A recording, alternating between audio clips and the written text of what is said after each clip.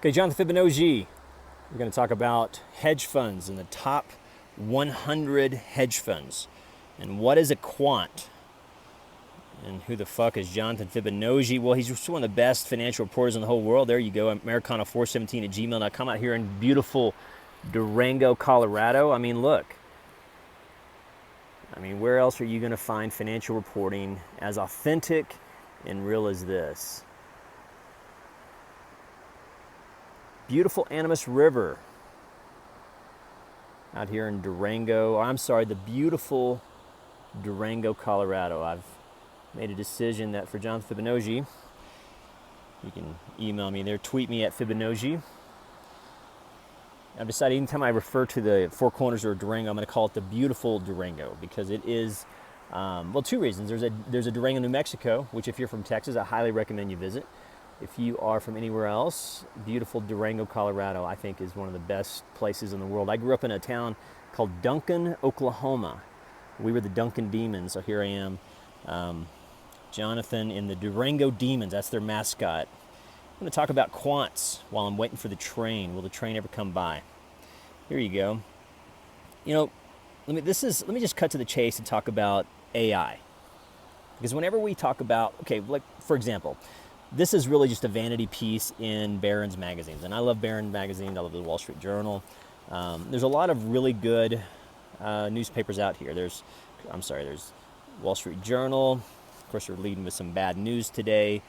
See how on Mondays they're always doing this. But I love how the Wall Street Journal really starts, really makes things really simple, to the point. But there's all kinds of bad news or fake news out there. And, that right now it's kind of a catchy word, fake news. And what is fake news? And, there's two types of evil. Let's call it that way. There's ignorance, and then there's apathy. So there's two types of fake news. There's just news that's intentionally wrong, that's meant to mislead. That's kind of like Fox News, faux news, MSNBC, propaganda, CNN. CNN started as a good idea. The thing is what happened with CNN is that they needed 24 hours worth of news, so they had to fill that up. So they used a lot of filler, and that's where I think journalism really began and ended. It's with beautiful Ted Turner out there in Wyoming now, eating his bison burgers. So Ted Turner is one of the best human beings because he created the news, and yet the problem is he made it 24/7, so there became this need for incessant news. And when we have incessant news, we need to have sensational news. And then the sensational news, we need more and more quantity. And then eventually we lost our ear of truth, or we've lost our ability to decipher the tone of truth. And so journalism is kind of dead. Well, not with John Fibonacci, YouTube star, growing YouTube star. So today I'm going to talk about the top 100 hedge funds and AI and artificial intelligence. And I know that was a long intro, but the thing is there's a word here that is going to be a very big deal in the next 10 years. And that's the word quant. And what is quant technology? Well, quant technology, in essence, is really when really, really smart people program really, really, really fast computers to make lots of computations and decisions really quickly. You're like, well, John Fibonacci, what's wrong with that? Well, nothing's wrong with technology. The problem is autonomous technology. And when these technologies, so for example, a quant is an automated non-human trader. Now, I'm a trader. My background is studying the markets relentlessly, learning patterns, putting in the hard work. I have a 20-year track record of that. I've busted like every trader has. In fact, the best traders have busted several times, just almost like you go into the rodeo or go into any sports. You're not going to hit 100% every time. But what's happening is more and more of these hedge funds, to have returns like 39% and then 51%, to have these returns, they're using technology called quants. And there are quants that are programmers, and there are programs that are actually trading the market. So John Fibonacci is going to introduce another word. Whenever you hear the word quant, think of artificial intelligence, which is where we're moving. Autonomous cars, autonomous vehicles. So here you go. What's wrong with quant technology? Nothing, except that when we're not in control of the markets, our markets are out of control. So much like this autonomous technology that's going on with our vehicles, where, like, for example, Toyota just wants to kind of play around with some AI and they forget to leave the parking brake off and people fall off the earth. Well, that's sort of what happens with the evolution of AI, is we try to figure out, well, okay, well, only 10 people died, and, well, okay, so let's learn a little bit more, and we're going to kind of tweak the black box on these vehicle stuff, and then we're going to, next year, only 5 people die, and we're making progress. The problem with quants is that they're controlling billions and billions and billions of dollars of our money. So here's the solution. Look at all these hedge funds. These are the top 100. I mean, these are, just think of the amount of dollars that the top 5 will control. And then think of if non-human automated technology is controlling $10 billion and they fuck up and there's a glitch, could we even cover that with a TARP bailout? No, we couldn't. So the problem with quants is that humans aren't making the markets. Computers are. And then once again, like any sort of technology, it begins to run us. And there will come a day, if we're not careful, when the machines will take over our markets. And that could be financial Armageddon. I know. You're like, John Fibonacci, I thought you had good news. Some of your other videos, you talk about Jesus. I'm like, well, I'm talking about a different type of power. And the power is, are we paying attention to the real threats?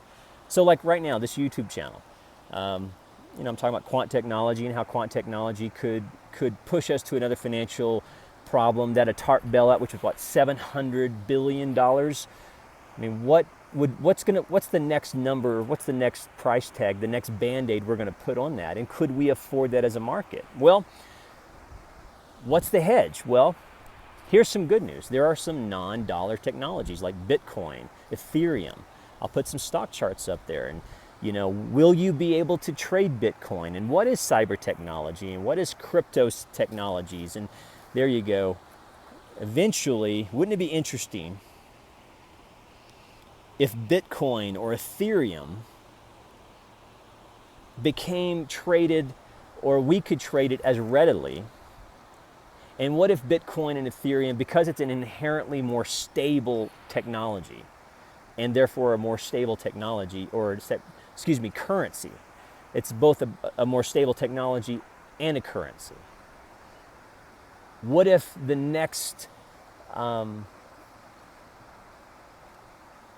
train station, if you will, is moving away from the dollar to a digital currency like Bitcoin or Ethereum? I don't know either. But I know that these are our top 100 hedge funds. And quants dominate the overall numbers, but a value ranks number 1. I thought this was particularly interesting. Because at the very end of this, they're talking about, well, is there any good news for investors? And I love the answer. They said, yeah, the answer is, why don't you fight really hard to have lower fees? So this is the way the current non-Fibonacci financial markets work, is whenever they're putting a gazillion dollars on the line, letting non-humans trade that, their answer to you is, well, watch your fees. I think that's a little bit condescending. But I do agree that the 2% annual management fee and 20% take a profit is history. I think it should be either or. And no, really, as a trader, I think the best compensation plan is you take 20% of the profits. If there's no profits, you don't get paid. And who created this 2% anyway? I guess much like the realtors charge 6%, they think that's some sort of sacred cow. Well, the Fibonacci world, we see things a little bit different from a different perspective. We may be 5 years early, we may be 10 years early. Some people may call us crazy. That's okay. But I think the answer is more than just watching your fees. It's actually who's making those trading decisions. So believe it or not, after this video, you could call your top 100 hedge funds. There you go. Say, hey, John Fibonacci's asking me to ask you what percentage of your trades are performed by non-humans. They're going to be like, what? That's crazy. No. John Fibonacci's talking about quants. We know a little bit about it. How many of your trades, Jacob Lanza of Elantra, Renaissance Robert Mercer, beautiful Ken Griffin Jr. of, I think, some baseball team, or Americano, you can just drop me some PayPal if you like this content. Call your hedge fund and ask them, could you send me a documentation of how much, or send me something to verify how many of your trades are performed by non-humans? And then once you get an answer, if you get an answer, say, well, why don't you just let me buy that program and I'll stick it on my little laptop. And they're like, oh, well, we don't actually do it that way. And then say, well, John Fibonacci, before you go, if you can just drop the 2% and just take 20% of the profits this way, like Will Rogers says, the beautiful Will Rogers of Oklahoma City says, you don't need to be need to be concerned with the return on your money. But with quants, we need to be concerned with the return of our money. And when non-humans are making those decisions, who's responsible? See, you're not going to hear about Bitcoin or Ethereum or quant technology or even the beautiful Animas River on Faux News or not even on MSNBC. Jonathan Minogi, Americana417 at gmail.com.